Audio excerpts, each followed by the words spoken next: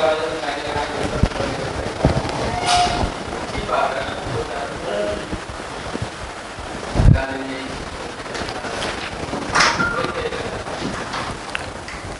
दोस्तों, मेरा नाम शेखर पांडे है और उत्तर प्रदेश पुलिस भर्ती परीक्षा 2018 के लिए हम लोग डिस्कस करने वाले हैं। एक्चुअली पहले भी आपके साथ रवि सर इंट्रोड्यूस हुए थे और उन्होंने आपको जो भी कुछ सिलेबस है वो कुछ बताया हुआ था, ब्रीफ किया हुआ था और उस संदर्भ में ही हम लोग आगे देखेंगे। एक्चुअली मैं जीएस का टीचर हूं और जीएस पे हम लोग सीधे फोकस करते हैं। ऑलरेडी आपको पहले ये सारी चीज़ें बताई जा चुकी हैं कि क्या क्या सिलेबस में आएगा, कौन कौन से सब्जेक्ट्स पूछे जाते हैं और नंबर ऑफ क्वेश्चंस कितने होते हैं, वो सारी चीज़ें आपको क्लियर की जा चुकी हैं। ठीक है, तो हम लोग सीधे आते हैं मुद्दे पर और मैं आपको बताता हूँ कि ये जो जीएस का पोर्शन है, जीएस के पोर्शन में आपको कुल 38 प्रश्न पूछे जाएंगे। 38 प्रश्न पूछे जाएंगे और ये जो 38 प्रश्न पूछे जाएंगे, उन 38 प्रश्न में जो सब्जेक्ट्स हैं वो कौन कौन से सब्जेक्ट्स हैं, दैट इज इंपॉर्टेंट। पहले नंबर पे अगर देखा जाए हिस्ट्री, दूसरे नंबर पे geography, then polity, then economy, not economics, that is economy. There is a difference between economy and economics. Economy और इकोनॉमिक्स में अंतर होता है। अंतर क्या होता है भाई? अंतर यह होता है कि इकोनॉमिक्स आपको सिद्धांत बतलाता है, इकोनॉमिक्स आपको सिद्धांत बतलाता है, जबकि उन सिद्धांतों को आप अपने दैनिक जीवन में कैसे रेगुलेट करते हैं, आप कैसे उनको उनके आधारों पर आप एक व्यवस्थित अपनी दिनचर्या को लागू करते हैं, ये सारी चीज़ें आपको एक व्यवस्था के तहत बताई जाती हैं और वो व्यवस्था ही अर्थव्यवस्था या इकोनॉमी के नाम से जानी जाती है। तो इकोनॉमी के बाद अगला जो मुद्दा है वो है साइंस का। साइंस के बाद 1 2 3 4 5, ये 5 तो मेन सब्जेक्ट्स हो जाते हैं और 5वें के बाद अगला जो महत्वपूर्ण पार्ट है, जो कि आपके उत्तर प्रदेश पुलिस भर्ती 2018 के लिए सबसे ज्यादा महत्वपूर्ण है, वो है करंट अफेयर्स का। करंट अफेयर्स के अलावा आपको बहुत सारे प्रश्न पूछे जा रहे हैं यूपी स्पेशल से। यूपी स्पेशल के अलावा जो मुद्दे बन रहे हैं वो है मिसलेनियस का।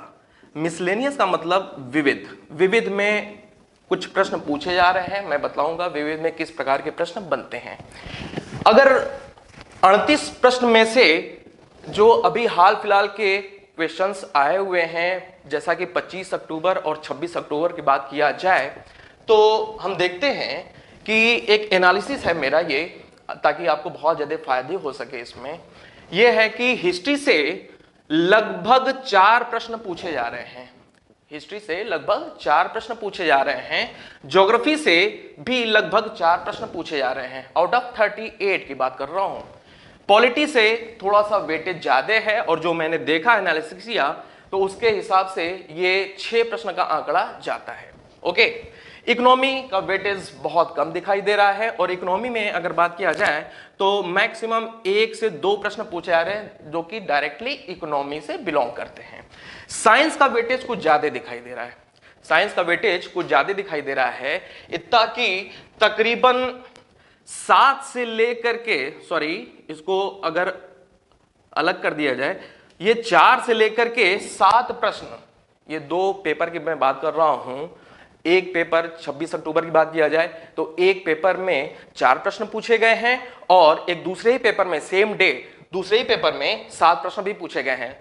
दिस मीन्स कि 4 से लेकर के 7 का रेशियो यहां पे बनता हुआ दिखाई दे रहा है। करंट की बात किया जाए तो करंट में एक मुद्दा जुड़ जाता है बजट का। बजट के साथ करंट अफेयर्स में जो प्रश्न पूछे जा रहे हैं वो लगभग 7 से 8 प्रश्न पूछे जा रहे हैं। यूपी स्पेशल की बात किया जाए तो तकरीबन 6 प्रश्न पूछे जा रहे हैं, ऑन एन एवरेज बात हो रही है। और मिसलेनियस की बात किया जाए तो ये 1 से 2 प्रश्न बन रहे हैं। ये एक राउंड फिगर है, कभी किसी सब्जेक्ट में एक प्रश्न कम हो सकता है तो दूसरे में एक प्रश्न ज्यादा हो सकता है। ओवरऑल देखा जाए तो ये 38 का आंकड़ा पहुंचता है। और देखा जाए तो सबसे ज्यादा महत्वपूर्ण जो पोर्शन बनता है आपके लिए वो बनता है आपका करंट अफेयर्स का। करंट अफेयर्स का सबसे ज्यादा इंपॉर्टेंट मुद्दा है आपके लिए करंट अफेयर्स, क्योंकि सबसे ज्यादा प्रश्न यहीं से पूछे जा रहे हैं। ये तकरीबन 7 से 8 प्रश्न हैं। और ये जो करंट पूछे जा रहे हैं वो ऐसा नहीं कि बहुत इंटरनेशनल करंट पूछे जा रहे हैं। वो जो करंट अफेयर्स हो रहा है that belongs to UP. UP से संबंधित अधिकतर करंट के प्रश्न पूछे जा रहे हैं। दूसरी बात, इसके बाद जो मुद्दा बनता है इंपॉर्टेंट का वो यूपी स्पेशल का बनता है। यूपी स्पेशल में आपको तकरीबन 6 प्रश्न ऑन एन एवरेज पूछे जा रहे हैं। और ये जो यूपी स्पेशल हैं उनमें तकरीबन जो मैंने देखा हुआ है वो ये कि 3 से 4 प्रश्न तो बिल्कुल इजी हैं, लेकिन 1-2 प्रश्न थोड़े से टेढ़े या मुश्किल वाले पूछे जा रहे हैं। लेकिन आपको ये पता है कि मुश्किल प्रश्नों से कभी भी रिजल्ट नहीं बनता है। रिजल्ट हमेशा बनता है जो सामान्य से प्रश्न होते हैं और जिनको आसानी से तैयार किया जा सकता है, रिजल्ट हमेशा उन्हीं पे बनता है। जो मुश्किल वाले प्रश्न होते हैं रिजल्ट कभी भी उनके ऊपर नहीं बनता है। अगली बात, ये 3 से 4 प्रश्न आसान से रह रहे हैं और 1-2 प्रश्न थोड़ा सा मुश्किल वाले हो जा रहे हैं। इनको लेकर के तनिक भी परेशान होने की जरूरत आपको नहीं है। इसके अलावा तीसरे नंबर पे अगर बात किया जाए तो ये जो साइंस वाला पोर्शन है वो इंपॉर्टेंट हो जाता है। साइंस से चूंकि प्रश्न अच्छे खासे आ रहे हैं, एक बार 7 प्रश्न पूछा हुआ है तो एक बार 4 प्रश्न भी पूछा हुआ है। मतलब घूम फिर करके देखा जाए तो ये जो एवरेज जा रहा है 5 से 6 प्रश्न का एवरेज इसमें साइंस में जा रहा है। साइंस के भी प्रश्न आसान से ही हैं, ऐसा नहीं। 1-2 प्रश्न निश्चित रूप से मुश्किल हैं। वो मुश्किल आपके लिए हैं तो अन्य लोगों के लिए भी निश्चित रूप से ही मुश्किल होंगे। उसमें तनिक भी आपको घबराने की जरूरत नहीं है कि अब इनकी तैयारी कैसे होगी। एक बात बताऊं दोस्तों, कभी भी आप ऐसे जो कठिन से कठिन प्रश्न होते हैं 1-2 प्रश्न, उनके पीछे भागने की आवश्यकता नहीं है। ऐसे लोग जो सामान्य चीजों को छोड़ करके हमेशा 1-2 ऐसे कठिन वाले प्रश्नों की तैयारी में लग जाते हैं वो कभी भी पास नहीं होते, उनका रिजल्ट कभी भी नहीं आता है। आगे बढ़ते हैं। ये उसके बाद अगला जो मुद्दा बनता है आपका पॉलिटी का। पॉलिटी में जो प्रश्न पूछे जा रहे हैं वो तकरीबन 6 प्रश्न पूछे जा रहे हैं। और निश्चित रूप से ये जो 6 प्रश्न पूछे जा रहे हैं, एक प्रश्न को छोड़ करके 5 प्रश्न निश्चित रूप से बहुत ही आसान से पूछे जा रहे हैं। उसमें आपको तनिक भी समस्या नहीं आनी चाहिए, क्योंकि बहुत ही आसान से आप आसानी से उनको आप तैयार कर सकते हैं। अगला मुद्दा, इसके बाद जो हिस्ट्री का पोर्शन है, इसके साथ साथ ज्योग्राफी का भी जो पोर्शन है, वहां पे जो प्रश्न पूछे जा रहे हैं तकरीबन 4 प्रश्न पूछे जा रहे हैं। मैं शुरुआत करूंगा हिस्ट्री पढ़ाने से। हिस्ट्री की अगर बात करें यहां पे तो जो हिस्ट्री के इतिहास के प्रश्न पूछे जा रहे हैं वो बेसिकली मॉडर्न देखा जाए तो मॉडर्न से प्रश्न पूछे जा रहे हैं। मेडिवल प्लस एंशिएंट, ये जो 2 मुद्दे बनते हैं मेडिवल और एंशिएंट के, यहां से जो प्रश्न पूछे जा रहे हैं वो यूपी से संबंधित प्रश्न ही पूछे जा रहे हैं। जैसे गौतम बुद्ध से संबंधित एक प्रश्न आया था, गौतम बुद्ध की मां का संबंध किस प्रदेश से है। ये जो भी एंशिएंट से संबंधित प्रश्न है वो उत्तर प्रदेश के किसी जिले से ही संबंधित प्रश्न पूछा गया है। और ऐसा ही मध्यकालीन इतिहास के दौरान भी देखने को मिला हुआ है। आगे बढ़ते हैं। कहने का मतलब यह है कि आपको एक फ्लो चार्ट यहां पे दिखाई दे रहा है कि आपके तैयारी के दौरान किन किन सब्जेक्ट्स का जीएस के अंतर्गत वेटेज कितना ज्यादा है। तो आपको भी ध्यान में रखने की आवश्यकता है कि आप भी उस वेटेज को ध्यान में रख करके ही अपने समय का सदुपयोग करें। ऐसा न हो कि इकोनॉमी से प्रश्न नहीं के बराबर आ रहा है और आप इकोनॉमी से ही शुरुआत कर दें, ऐसा भी नहीं होना चाहिए।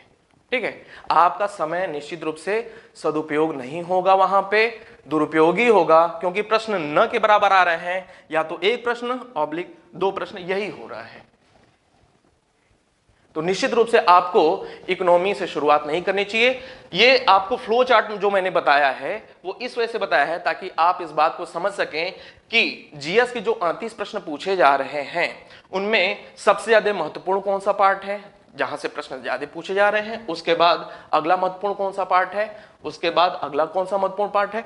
आप इन सारी चीजों को देख लें, जांच लें, उसके बाद अपनी तैयारी इसी क्रम के अनुसार करनी शुरू करें। आगे बढ़ते हैं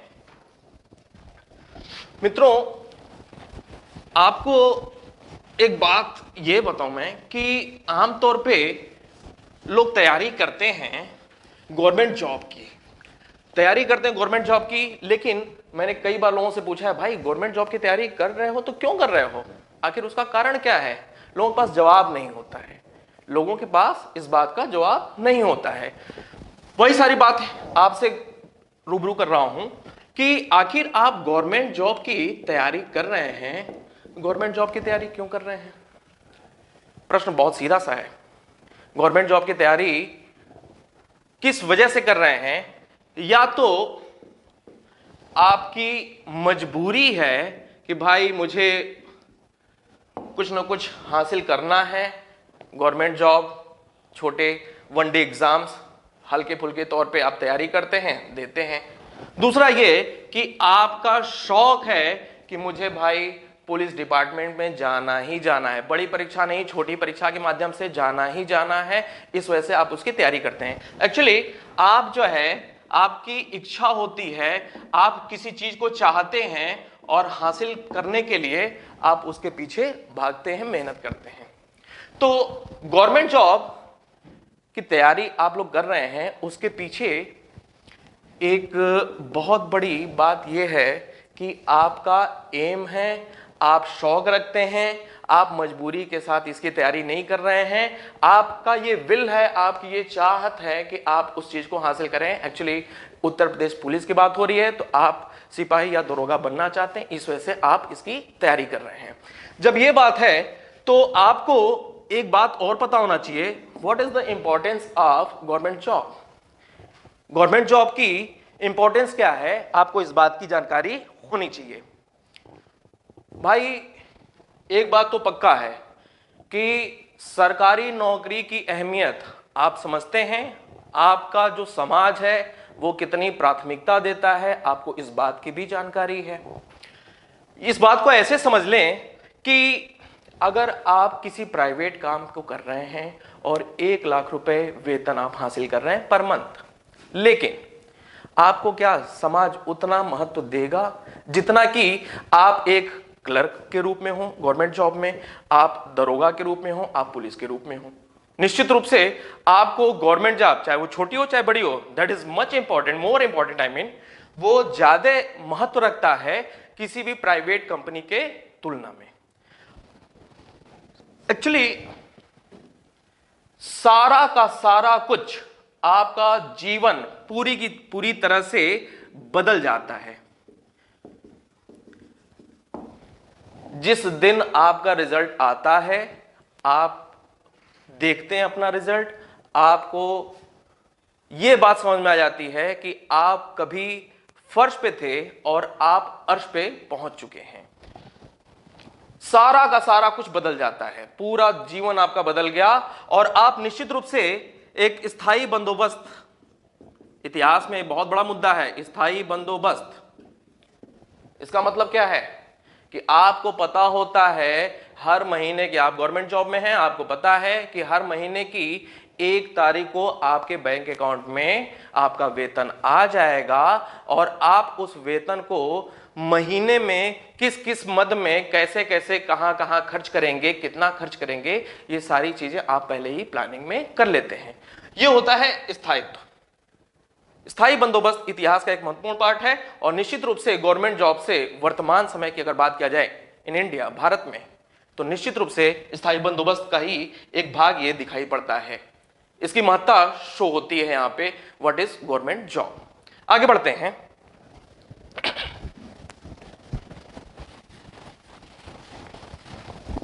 मित्रों, आमतौर पे लोगों के सामने यह समस्या आती है कि गुरुजी क्या पढ़ा जाए,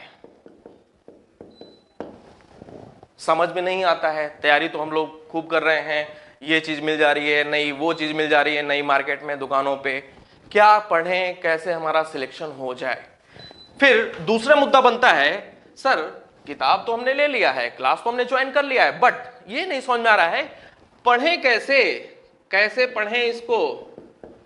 अर्थात दो मुद्दे निकल करके आ जाते हैं, क्या पढ़ें और कैसे पढ़ें।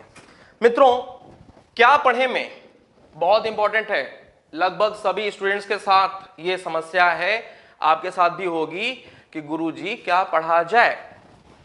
क्या पढ़ा जाए में जो मेरा एनालिसिस रहा है शुरू से, इस बात को दूसरे टीचर नहीं बता पाते हैं और मैंने इस बात को बखूबी समझा हुआ है अपने तैयारी के दौरान भी और अपने अध्यापन कार्य के दौरान भी मैंने इस बात को समझा हुआ है कि टीचर्स आते हैं, पढ़ाते हैं, दैट इज ओके, लेकिन वो ये नहीं बता पाते हैं कि भाई कैसे पढ़ा जाए, क्या क्या चीजें होनी चाहिए आपके अध्ययन में शामिल, ये चीजें वो नहीं बताते हैं, जबकि ये पढ़ने की शुरुआत का सबसे अहम पॉइंट होता है। अन्यथा बच्चों में भटकाव की स्थिति आती है।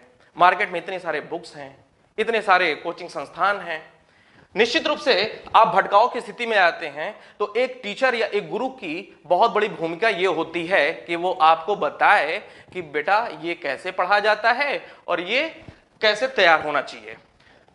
क्या पढ़े में अगर मैं डिस्कस करूं इस मुद्दे को आपके साथ, क्या पढ़े में जो पहला मुद्दा बनता है मेरे according, that is last year paper.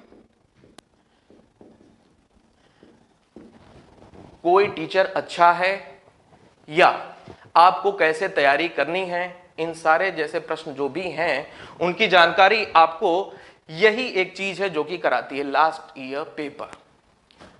Last year paper आप जब देखते हैं तो आपको अंदाजा होता है कि प्रश्नों की प्रकृति क्या है, उसके नेचर कैसे हैं, किस प्रकार से प्रश्न पूछे जा रहे हैं, क्या वो कॉन्सेप्ट वाले हैं, जो कि मुझे लगता है कि वनडे एग्जाम्स में ऐसा नहीं है। ये इस बात की जानकारी कैसे होगी, या तो आपको टीचर बताएगा या तो फिर लास्ट ईयर पेपर बताएगा। टीचर हो सकता है इधर उधर की बातें कर जाए, नहीं पक्की बात बता रहा हूं, ऐसा होता है, ऐसा मैंने देखा हुआ है कि जो कम अनुभवी टीचर होते हैं, मैंने देखा हुआ है ऐसे बहुत बार लोग बेवकूफ बनाने की कोशिश करते हैं और लड़के बेवकूफ बन भी जाते हैं। इस तरह के किसी भी भटकाव से बचने के लिए निश्चित रूप से आपको लास्ट ईयर पेपर रखना चाहिए, आपके पास होना ही चाहिए। अगर नहीं है तो आज के आज जाकर के आप इसको मार्केट से परचेज कर लें, आपके पास होना ही चाहिए। आपको यह पता चलेगा कॉन्सेप्ट वाले प्रश्न पूछे जाते हैं या फैक्ट्स वाले, ये बताएगा आपको। फैक्ट्स वाले प्रश्न पूछे जाते हैं, वनडे एग्जाम जो भी हैं उसमें फैक्ट्स वाले प्रश्न पूछे जाते हैं। दूसरा मुद्दा, आपका ये जो क्लास चल रहा है टारगेट विद आलोक, आपका ये क्लास बहुत ही इंपॉर्टेंट है। दूसरे नंबर पे मैं रहता हूं हमेशा क्लास नोट्स को या क्लास को। टारगेट विद आलोक में जितने भी टीचर्स आपके साथ जुड़े हुए हैं, ठीक है, उन सारे टीचर्स के जो भी वीडियो आपको मिल रहे हैं डे बाय डे, वो वीडियो रोज का रोज आपको तैयार होना चाहिए। वो वीडियो आपका रोज का रोज तैयार होना चाहिए। तैयार कैसे होना चाहिए वो भी मैं बताऊंगा। क्लास नोट्स अर्थात रोज डेली बाय डेली आपको रोज का रोज तैयार होना चाहिए। तीसरे नंबर पे बुक कितनी भाई, एक ही किताब, दैट इज सफिशिएंट, काफी है वो। लेकिन आपका पेपर जनवरी के महीने में होने वाला है और अभी से लगभग 2 महीने का समय आपके पास है। 2 months, 2 महीने का समय है। मेरे अकॉर्डिंग अगर देखा जाए तो जिस प्रकार की प्रकृति है प्रश्नों की, तो मुझे नहीं लगता है कि आपको बहुत ज्यादा किताब पढ़ने की आवश्यकता है। प्रश्न ऐसे कॉन्सेप्ट वाले नहीं पूछे जा रहे हैं, फैक्चुअल प्रश्न पूछे जा रहे हैं, तथ्यात्मक हैं, तो निश्चित रूप से बहुत किताब पढ़ने की आवश्यकता नहीं है। जिस भी प्रकार के प्रश्न पूछे जा रहे हैं, आप इस चैनल के माध्यम से आपके जो टीचर्स आपके साथ जुड़े हुए हैं, आप उनके साथ रोज के रोज बने रहें, निश्चित रूप से सारे के सारे प्रश्न वो कवर होते चले जाएंगे अपने आप से ही। ठीक है, बुक पढ़ने की आपको जरूरत नहीं है। मैं आपको इस बात का सलाह नहीं दूंगा कि आप कोई किताब साथ में पढ़ें। इंपॉर्टेंट है आपके लिए लास्ट ईयर पेपर, इंपॉर्टेंट है आपके लिए क्लास नोट्स। ठीक है, आगे बढ़ते हैं। दूसरा मुद्दा है कि कैसे पढ़ा जाए, कैसे पढ़ा जाए। गुरुजी ये समझ में नहीं आ रहा है, तो भाई गुरुजी आपके साथ बने हुए हैं, आपको बता रहे हैं कैसे पढ़ा जाए। मित्रों, बहुत महत्वपूर्ण बात आपको बता रहा हूं कि हम सारे यहां पे जो भी लोग जुड़े हुए हैं वो अभी भी किसी न किसी बड़ी परीक्षाओं से जुड़े हुए हैं, चाहे वो आईएएस हो चाहे पीसीएस हो। और इन सारे टीचर्स में इतनी ज्यादा काबिलियत है कि इस बात की गारंटी है, मैं अपनी बात कोई भी कहता हूं डंके की चोट पे कहता हूं, मैं अपनी बात कोई भी कहता हूं डंके की चोट पे कहता हूं, हां या ना। हम सारे लोग चूंकि बहुत ही ईमानदारी से अपनी तैयारी कर रहे हैं, हम सारे लोग अपनी बहुत ईमानदारी से तैयारी कर रहे हैं, तो जो भी हमारी तरफ से प्रोवाइड होगा आप लोगों के लिए उसमें बहुत ज्यादा ईमानदारी होगा। क्योंकि जिस तरीके से हमारी पढ़ाई हो रही है कुछ वैसा ही मैं चाहता हूं कि मैं ऑफिसर बनूं, आप चाहते हैं आप भी ऑफिसर बने, आप गवर्नमेंट जॉब में जाएं, हम सारे लोग चाहते हैं हम सारे लोग गवर्नमेंट जॉब हासिल करें। तो जो भी कुछ यहां पे आपको बातें बतलाई जाएंगी वो उसी टाइप की होंगी कि आपको गवर्नमेंट जॉब के लिए मदद मिल सके। आगे बढ़ते हैं, कैसे पढ़ा जाए।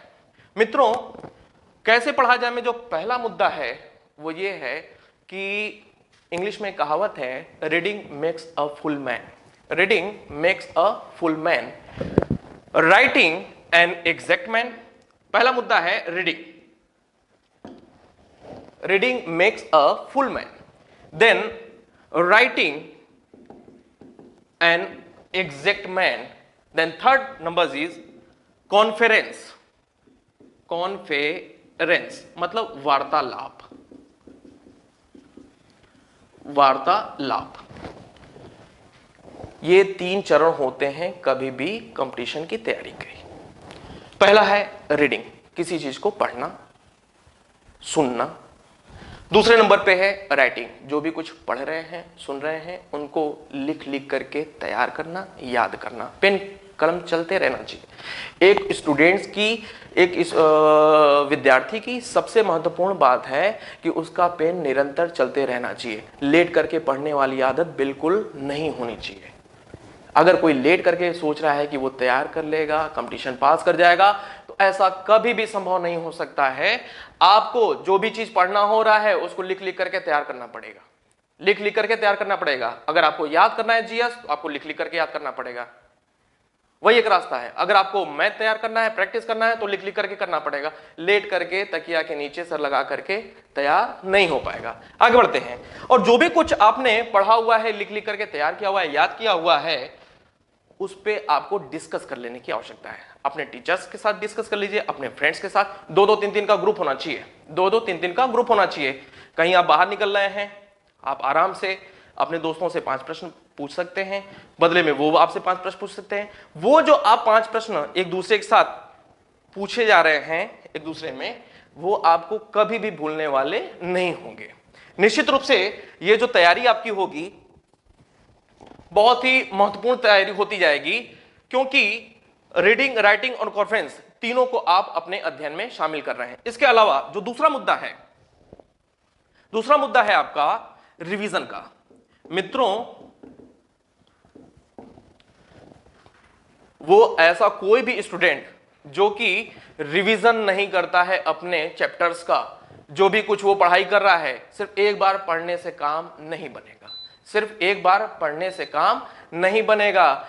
आपको मैथ की प्रैक्टिस करनी ही पड़ेगी निरंतर, लगातार एक ही टाइप के प्रश्न को, एक चैप्टर संबंधित जितने भी मुद्दे हैं पढ़ना ही पड़ेगा।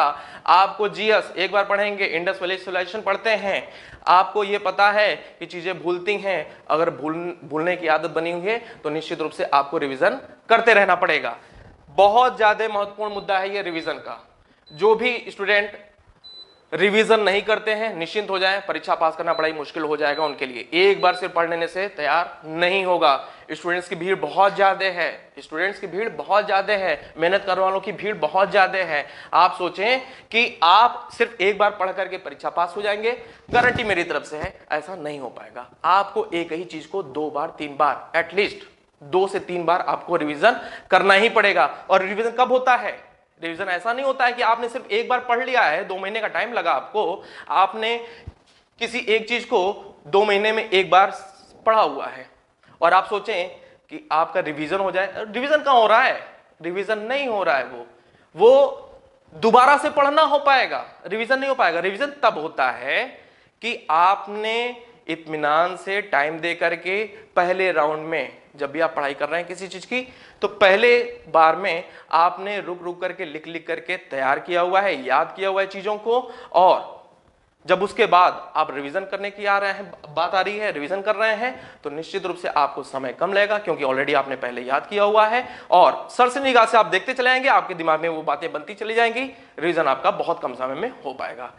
मेरे अकॉर्डिंग अगर देखा जाए तो किसी भी परीक्षा की तैयारी के लिए पहली बार में डिटेल में पढ़ने की आवश्यकता है, फिर उसके बाद कम से कम 2 रिवीजन होना बहुत जरूरी है। 2 रिवीजन हो जाएगा, निश्चिंत हो जाइए, कोई भी परीक्षा पास करने वाले हैं। अगर रिवीजन नहीं हुआ, 50-50 वाली बातें रह जाएगी। मुझे लगता है 50 वो निगेटिव में ही जाता है, जैसा मेरा अनुभव रहा है। रिवीजन पे मैं बहुत ज्यादा जोर दे रहा हूं मित्रों, रिवीजन होना बहुत ज्यादा जरूरी है। आगे बढ़ते हैं मित्रों।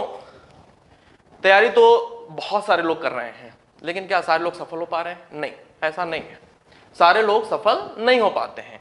भाई, आप पढ़ाई कर रहे हैं और इस बात को सोचें कि भाई मैं तैयारी कर रहा हूं और मुझे सफल हो भी जाना है, मुझे सफल हो भी जाना है। क्या करना चाहिए आपको? करना यह चाहिए कि जो भी कुछ आप पढ़ रहे हैं वो दिमाग में बिल्कुल फीड होता चला जाए। जो भी कुछ आप पढ़ाई कर रहे हैं वो बिल्कुल दिमाग में फीड होते जाना चाहिए। फीड कैसे होगा? जब आपके दिमाग में भार बहुत कम होगा, आपका दिमाग बहुत ज्यादा लोड लेकर के नहीं चलेगा। अर्थात बैग एंड बैगेजेस की बात कर रहा हूं। इंग्लिश में एक मुहावरा है, बैग एंड बैगेजेस। जिसके हाथ में, जिसके दिमाग में लोड जितना ज्यादा होता है वो उतना ही संघर्ष कम दूरी तक कर पाता है। एम बहुत बड़ा आपने बनाया हुआ है। आप सोचें कि आपके घर की समस्याएं, भाई सबके होती हैं, लेकिन घर की समस्याओं के साथ आपकी अपनी समस्याएं, व्हाट्सएप हो गया, फेसबुक हो गया, फलाना हो गया, बहुत सारी ऐसी चीजें जो कि आपके दिमाग को डाइवर्ट करती हैं। मेरा मानना यह है कि आपको उत्तर प्रदेश पुलिस 2018 की परीक्षा देनी है, पास करना है, तो निश्चित रूप से आपको कुछ समय के लिए ऐसे जो भी तत्व हैं उनसे दूर होने की आवश्यकता है। आप सिर्फ 2 महीने ऐसे फिजूल की चीजों से दूर हो जाएं, अपने आप को बिल्कुल अपने लक्ष्य के प्रति समर्पित कर दें। 2 महीने की बात है, 2 महीने ऐसा मुश्किल नहीं होता है कि आप इन सारी चीजों से अपने आप को दूर ना कर सकें। घर वालों की टेंशन अलग है, आप घर वालों से कहिए प्लीज 2 महीने का मुझे टाइम दें, प्लीज 2 महीने का टाइम दें, मैं कुछ कर जाऊंगा, मैं चाह रहा हूं और मैं कोशिश कर रहा हूं, मैं कर जाऊंगा, प्लीज 2 महीने का टाइम दें। आप घर वालों से बात कर लें। आप अपनी तैयारी में जो भी ये सोशल मीडिया वगैरह हैं, यूजलेस अगर हैं, तब की बात हो रही है। आप इनको अगर दूर कर लेते हैं, अपने आप को फोकस्ड कर लेते हैं, अपने आप को कॉन्सेंट्रेट कर लेते हैं अपने अध्ययन पे, 2 महीने काफी होते हैं मित्रों। उत्तर प्रदेश पुलिस की परीक्षा पास करने के लिए, पुलिस दरोगा बनने के लिए 2 महीने पर्याप्त समय होता है और आप निश्चित रूप से इस चीज को हासिल कर सकते हैं। तीसरी बात जो मैं बताना चाह रहा था, सारी की सारी चीजें जो भी आप कुछ तैयार कर रहे हैं वो आपके दिमाग में फीड होती जाए जगह जगह पे, भूलने की प्रवृत्ति कम हो। उसके लिए क्या होना चाहिए? उसके लिए मेरा जो मानना है वो ध्यान लगाना। आपको कोई टीचर ये बताएगा नहीं, और न मैं आपको बाबा रामदेव बनने के लिए कह रहा हूं, लेकिन ये जो ऐसी चीज है, मैंने खुद महसूस किया हुआ इस चीज को अपने साथ। ये जो चीज है, अगर आप सुबह के समय या शाम के समय 15 मिनट का सिर्फ टाइम देते हैं, सिर्फ और सिर्फ 15 मिनट का टाइम देते हैं, थोड़ा सा ध्यान लगाते हैं, आप देखेंगे कि मुश्किल से 3-4-5 दिनों के बाद ही, 3-4-5 दिनों के बाद ही आप देखेंगे कुछ अलग सा महसूस होगा। महसूस क्या होगा कि आपको थोड़ा सा कूलनेस फील हो रहा है। आप जो भी कुछ तैयारी कर रहे हैं, आपके थोड़ा सा शांति आ रही है, सुकून आ रहा है। जो भी कुछ आप पढ़ाई कर रहे हैं निश्चित रूप से वो दीर्घकाल तक के लिए आपके दिमाग में फीड होती जा रही है। ये कुछ मुद्दे हैं, कैसे पढ़ा जाए, बहुत ही प्रमुख मुद्दे थे। क्या पढ़ें, कैसे पढ़ें, ये सारी चीजें आप फॉलो करते हैं तो निश्चित रूप से आपकी तैयारी सही दिशा में और निश्चित समय में पूरी होने वाली हो पाएगी। आगे बढ़ते हैं मित्रों। इन सारी बातों के बाद एक बहुत ही प्रमुख बात मैं बताऊंगा आपको। जब भी आप कोई बड़ा काम हाथ में लेकर के तैयारी करते हैं तो कहीं ना कहीं आपके दिमाग में भी होती होगी ये बात कि भाई हमारे घर वालों का क्या होगा, अगर मैं सफल हो जाता हूं तो क्या होगा, अगर मैं सफल नहीं हो पाया तब क्या होगा। क्योंकि आपके पीछे बहुत सारे लोग इंतजार कर रहे होते हैं आपकी सफलता के लिए। आपके दिमाग में ये बातें हमेशा आती होंगी। मित्रों, जो मैं तरीका बता रहा हूं, अगर आप उन तरीकों को फॉलो करते हैं निश्चित रूप से सफलता पक्की गारंटी से डंके की चोट पे मिलेगी ही मिलेगी। उसमें कोई इफ बट वाली बात नहीं होगी। डेली का काम डेली होना चाहिए और एक जो तरीका है पढ़ने का उस तरीके को मैं बता रहा हूं, आपको फॉलो करते जाना है। आप सोचें कि जिस दिन आप सफल हो जाते हैं और आपने फोन किया, आपके पापा ने फोन उठाया, आपने बताया कि पापा मैं पास हो गया, मेरा रिजल्ट आ गया। वो जो आपके पापा की खुशी होगी ना मित्रों, वो आप समझ नहीं सकते हैं। उस चीज को आप अनुभव नहीं कर सकते हैं। मतलब कोशिश कर सकते हैं, एक मतलब महसूस हो कि क्या होगा, क्या हो सकता है। वो जो खुशी के जो दो आंख से आंसू आएंगे ना, चमत्कार हो गया। उस दिन आपने मतलब वाहवाही वाला काम कर दिया। बस आपने दिखा दिया है कि आपने कितने लायक बेटे को जन्म दिया हुआ है और जो पिताजी का सपना था आपने उसको पूरा कर दिया है। मित्रों, भारत जैसे देश में आज की वर्तमान स्थिति यही है कि गवर्नमेंट जॉब हासिल कर पाना बड़ा ही मुश्किल सा दिखाई पड़ता है। लेकिन थोड़ा सा सही मार्गदर्शन, थोड़ी आपकी मेहनत, जब ये दोनों चीजें मिल जाती हैं, आप सही रास्ते पे सही ट्रैक पे चलते हुए अपनी तैयारी पूरी करते हैं, निश्चित रूप से आपका काम हो जाता है आसान। आप परीक्षा पास कर जाते हैं, आप फोन करके बताते हैं घर पे मेरा रिजल्ट आ गया है। सारी की सारी चीजें एक दिन में, एक पल में इवेंट सारी चीजें बदल जाती हैं।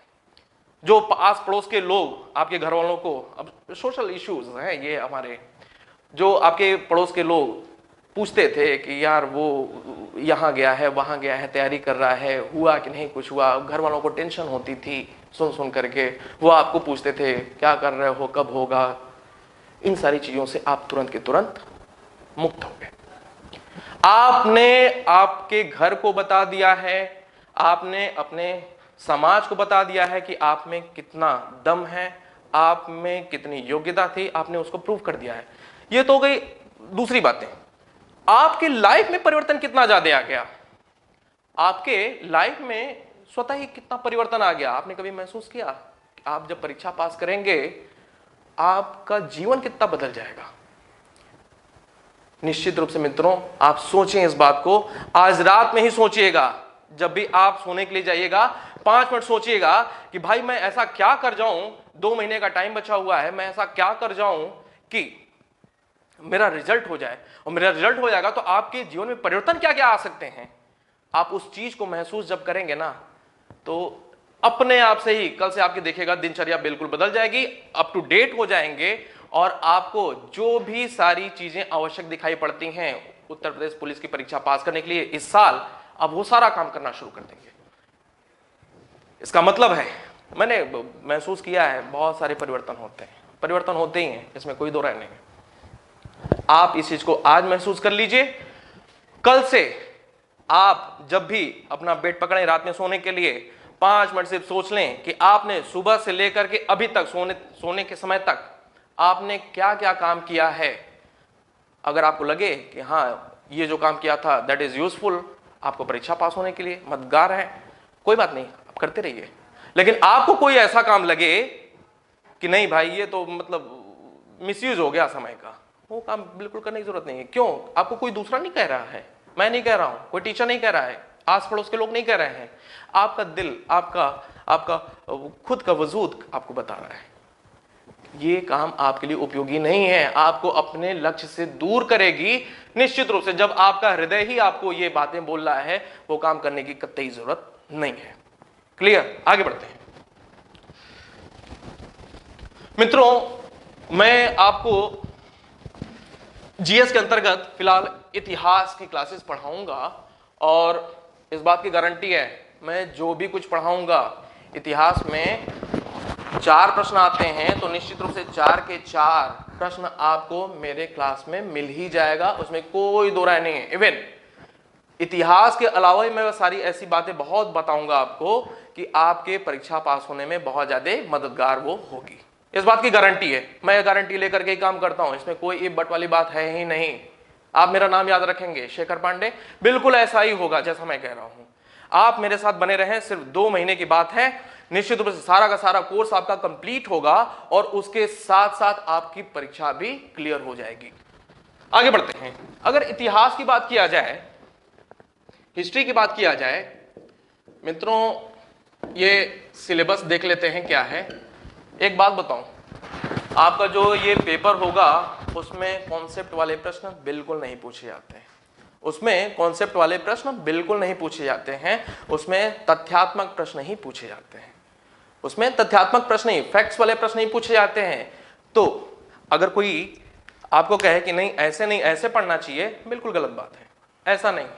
आपको सिर्फ परीक्षा पास करना है और परीक्षा जिस दिन आप सिपाही या दरोगा हो जाएं उस दिन से आपको हड़प्पा सभ्यता क्या था, महाजनपद काल क्या था, मौर्य कौन से लोग थे, ये बहुत जानने की जरूरत नहीं है। ऑफिस संभालिए, बाहर अपनी नौकरी करिए,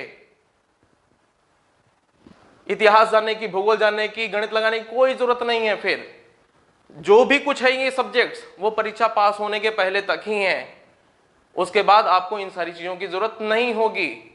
तो करना क्या है आपको कि इस पे हिस्ट्री पे बात करते हैं। हिस्ट्री का जो सिलेबस है अगर उसको देखा जाए तो इसे 2 भागों में बांटा जा सकता है, भारतीय इतिहास, देन वर्ल्ड हिस्ट्री, विश्व इतिहास। आपका जो पेपर है वहां पे विश्व इतिहास से प्रश्न नहीं आता है, प्रश्न आता है भारतीय इतिहास से। भारतीय इतिहास को 3 भागों में बांट करके समझा जा सकता है। सबसे पहले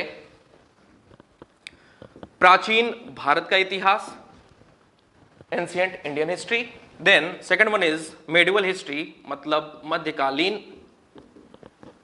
भारत का इतिहास, तीसरे नंबर पे आधुनिक भारत का इतिहास, मॉडर्न हिस्ट्री। प्राचीन काल के अंतर्गत मैंने आपको पहले ही बताया है कि प्राचीन और मध्यकालीन इतिहास से जो भी प्रश्न पूछे गए हैं वो उत्तर प्रदेश से जोड़ करके ही पूछे गए हैं। तो भी हम थोड़ा सा सिलेबस डिस्कस कर लेते हैं। प्राचीन काल के अंतर्गत जो पहला मुद्दा बनता है, अगर सब्जेक्ट की बात किया जाए तब प्राचीन काल के अंतर्गत जो पहला मुद्दा है दैट इज पाषाण काल। मित्रों पाषाण काल ये सब्जेक्ट की बात हो रही है, लेकिन आपकी परीक्षा में यहां से प्रश्न नहीं पूछा जाता है और न पूछा जाएगा आने वाले दिनों में भी। इसको तनिक भी पढ़ने की आवश्यकता नहीं है। आपको इतिहासकार नहीं बनना है, आपको बहुत ही बड़ा पुरातत्ववेत्ता नहीं बनना है, आपको सिर्फ परीक्षा पास होने के लिए जितने भी आवश्यक चीजें हैं उनको करना है और उसके बाद भूल जाना है इतिहास भूगोल सारा का सारा कुछ। यहां से प्रश्न नहीं आता है, बिल्कुल पढ़ने की जरूरत नहीं है, बिल्कुल भी पढ़ने की जरूरत नहीं है। दूसरे नंबर पे जो टॉपिक है पढ़ने के लिए that is Indus valley civilisation, Harappa सभ्यता। तीसरे नंबर पे वैदिक काल, वैदिक एज। वैदिक काल को सुविधा की दृष्टि से 2 भागों में बांटा गया है, पूर्व वैदिक काल और उत्तर वैदिक काल। इसके बाद ऊपर लिखता हूं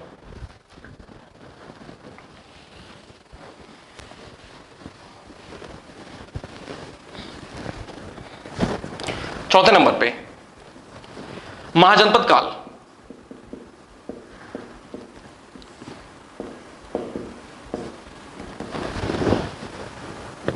इस समय काल में ही भारत में गौतम बुद्ध और महावीर स्वामी भी देखने को मिलते हैं।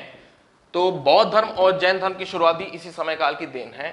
इसके साथ साथ इस चैप्टर के अंतर्गत एक और प्रमुख मुद्दा निकल करके आता है। इस समय काल में ही भारत में विदेशी आक्रमण हुए हैं, अर्थात सबसे पहले ईरानी आक्रमण। भारत में होने वाला यह पहला आक्रमण है ईरानियों की ओर से, ध्यान में रखेंगे। भारत में पहले विदेशी ईरानी थे जिन्होंने अटैक किया हुआ था। ईरानी आक्रमण, देन यूनानी आक्रमण सिकंदर की ओर से। ईरानी आक्रमण करने वाला था डेरियस फर्स्ट। इसके बाद जो प्राचीन काल का अगला मुद्दा है वो है मौर्य काल। मौर्य काल आपको पता है, अपने गुरु चाणक्य की मदद से चंद्रगुप्त ने मौर्य साम्राज्य की स्थापना की थी पाटलिपुत्र में, घनानंद को हटा करके। उसके बाद अगला जो राजा होता है वो है बिंदुसार, इसके बाद अशोक, और भी राजा होते हैं, बहुत इंपॉर्टेंट नहीं है। अंतिम जो प्रमुख राजा है इतिहास के दृष्टि से वो है बृहद्रथ। बृहद्रथ को ही हत्या करके उसके सेनापति जो कि ब्राह्मण था एक, जिसका नाम था पुष्यमित्र शुंग ने बृहद्रथ की हत्या की। मौर्य साम्राज्य का अंत हुआ इसी के साथ और भारत में मौर्योत्तर काल की शुरुआत होती है। मौर्योत्तर काल के अंतर्गत भारत में दो प्रकार की चीजें देखने को मिलती हैं, एक विदेशी मूल के राज्य और दूसरा देशी मूल वाले राज्य। अर्थात देशी मूल के राज्य के अंतर्गत सबसे पहले शुंग वंश के बाद कण्व वंश के साथ ही यहां पे सातवाहन वंश भी देखने को मिलेगा और चेदी वंश कलिंग क्षेत्र में। चेदी वंश कलिंग अर्थात उड़ीसा। विदेशी मूल के राज्य अर्थात ऐसे लोग जो विदेशी मूल के रहे हों लेकिन भारत में कुछ क्षेत्रों को, विशेष करके पश्चिमी क्षेत्र, पश्चिम और पश्चिमोत्तर क्षेत्र, विदेशी मूल के राज्य, विदेशी लोग जिन्होंने भारत में कुछ क्षेत्रों पे अपना आधिपत्य जमाया था, अपने नए राजवंश स्थापित किए हुए थे, उनके अंतर्गत जो भी लोग हैं उसमें पहला नाम आता है इंडो ग्रीक का। इंडो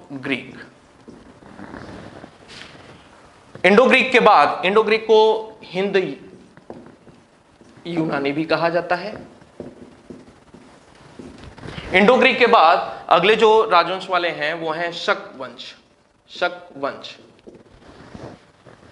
वंश के बाद अगले पहलव वंश, पहलव के बाद कुषाण वंश। कुषाण के अंतर्गत ही जो सबसे प्रमुख राजा था उसका नाम था कनिष्क। आगे बढ़ते हैं। मौर्योत्तर काल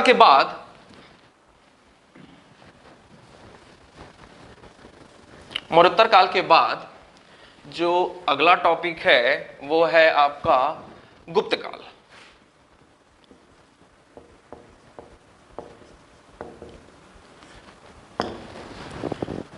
गुप्त काल में जो पहला व्यक्ति है, आदि पुरुष के नाम से उसकी उपाधि है, श्री गुप्त नाम है उसका, पहला व्यक्ति है जो राजा के तौर पे गुप्त वंश में जाना जाता है। लेकिन गुप्त साम्राज्य के संस्थापक के रूप में जो पहला प्रमुख राजा है वो है चंद्रगुप्त प्रथम। चंद्रगुप्त के बाद अगला जो व्यक्ति है वो है समुद्रगुप्त।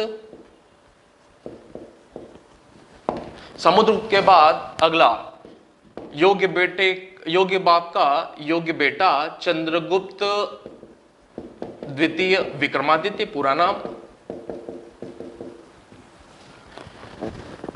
अगला राजा है कुमारगुप्त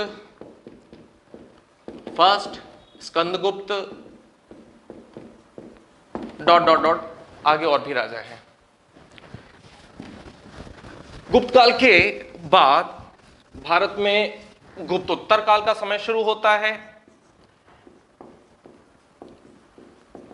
गुप्तोत्तर काल एंड पूर्व मध्यकाल, पूर्व मध्यकाल। इसके अंतर्गत जो भी टॉपिक्स हैं महत्वपूर्ण एग्जाम पॉइंट ऑफ व्यू से, उसमें पहला जो टॉपिक निकल करके आता है दैट इज हर्षवर्धन। हर्षवर्धन, हर्षवर्धन के अलावा राजपूतों का उदय,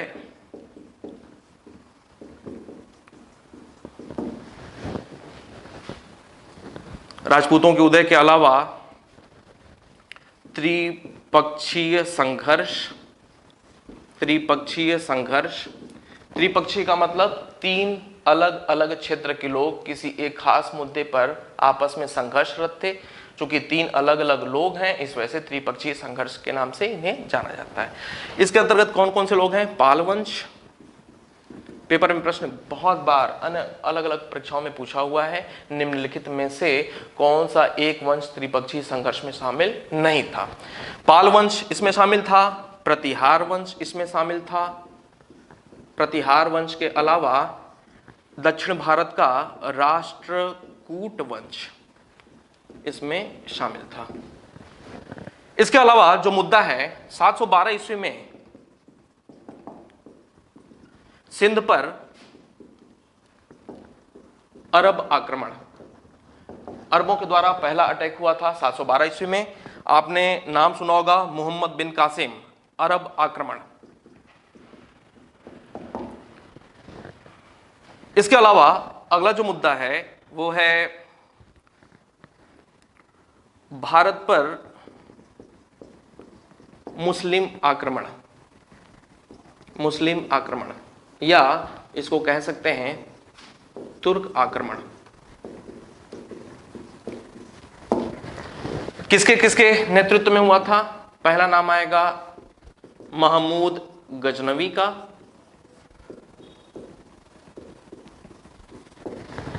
वनडे एग्जाम्स के लिए बहुत ही महत्वपूर्ण है। महमूद गजनवी ने 27 वर्षों में 17 बार आक्रमण किया हुआ था। 1025 ईस्वी में सोमनाथ का आक्रमण सबसे ज्यादा महत्वपूर्ण एग्जाम पॉइंट ऑफ व्यू से माना जाता है।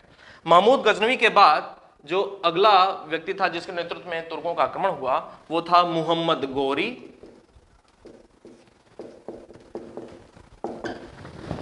मुहम्मद गोरी के नेतृत्व में ही इनके कुछ दासों ने उत्तर भारत पे आक्रमण करना शुरू किया और उन दासों में एक बहुत ही महत्वपूर्ण नाम है कुतुबुद्दीन ऐबक। कुतुबुद्दीन ऐबक दिल्ली सल्तनत का अर्थात मध्यकाल के अंतर्गत प्रथम भारत में होने वाला मुस्लिम शासक था। मोहम्मद गोरी पहला मुस्लिम शासक नहीं था, ध्यान में रखेंगे। भारत में पहला मुस्लिम शासक कुतुबुद्दीन ऐबक था, न कि मोहम्मद गोरी था। इसके बाद ये आपका प्राचीन भारत का सिलेबस कंप्लीट होता है और नेक्स्ट क्लास में हम लोग फिर देखेंगे कि मध्यकाल के अंतर्गत क्या क्या सिलेबस है और मॉडर्न के अंतर्गत क्या क्या, आधुनिक भारत में क्या क्या सिलेबस शामिल है। उसके बाद से हम लोग डे बाय डे रोज एक एक दो वीडियो देखते चले जाएंगे और आपकी क्लास निश्चित रूप से 1.5 महीने 1.25 महीने के अंदर कंप्लीट करने की पूरी कोशिश हो जाएगी और ये कंप्लीट हो भी जाएगा। शर्त यही है कि आप रोज के रोज इन सारी बातों को तैयार करते चले जाएं। एक बार 2 बार, हो सकता है 2 से 3 बार कोशिश करें वीडियो सुनने की, रिवीजन पे रिवीजन करने की। जो बातें आपको समझ में आती हैं, ये काम की हैं, उनको नोट डाउन करिए, बार बार रिवीजन करें। निश्चित रूप से राहें आपकी आसान हो जाएंगी। मिलते हैं फिर बाद में मित्रों। Thank you.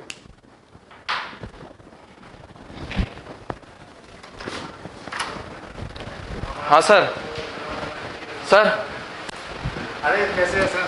सर वो हो गया कंप्लीट। कैसे हैं सर? बढ़िया, मैं देख रहा था। एक मिनट, मुझे आइडिया नहीं था ना यहाँ का कैसे वो एंड कर